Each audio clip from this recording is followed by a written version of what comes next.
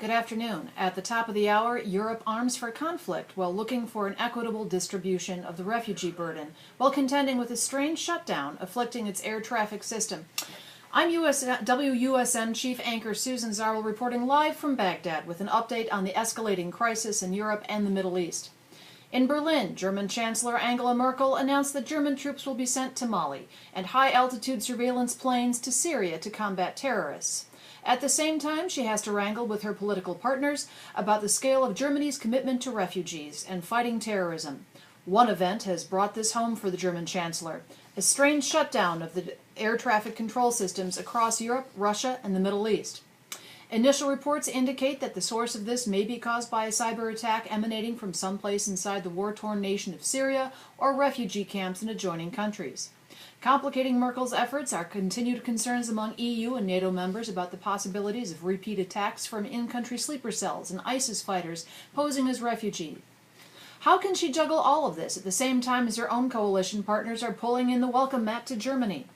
Over to Russia, where Vladimir Putin is laying the blame for the paralyzing technology problems with its air traffic control squarely at the feet of anti-Assad resistance groups in Syria and the Turks. President Putin declared it does not take a member of the Okhrana, the old Tsarist secrets police, to put two and two together and find terrorists in Syria and their hoodlum sponsors in Turkey as bearing responsibility for this. Mother Russia shall be avenged, and their blood will water the parched desert.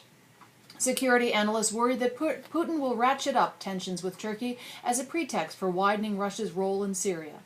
In the short term, the Russian military has announced ramped-up bombing of rebel-held areas throughout Syria. All is not well on the ground in the Middle East either. Israeli cybersecurity forces reported an unsuccessful hack attempt into their ground-to-air missile system yesterday, while new concerns arose that jihadist activities in Nigeria and Mali were somehow linked to the specter of cyber terrorism. Israeli and Western fears of further instability were raised when Egypt's main university refused entrance to Iranian or other Shiite students. The intensification of the Sunni-Shiite divide lies at the heart of the rise of ISIS and the cluster of forces contending for mastery in Syria. Iran, Saudi Arabia, and other actors in and around Syria will be following events in Egypt and elsewhere as they attempt to formulate their next moves in this conflict. We are left to ponder a few questions. Is there room for a negotiated settlement to the civil war? Other balls are in the air as well. What is the fate of the hard-won nuclear deal with Iran? Can negotiations be continued in Vienna to resolve the Syrian imbroglio and earn the world the prospect of peace going into the winter holidays?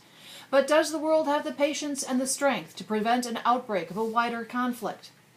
Only time will give us the answers to these and myriad other conundrums. This is Susan Zarwell, Wildcat News Action Reporter, signing off from Baghdad.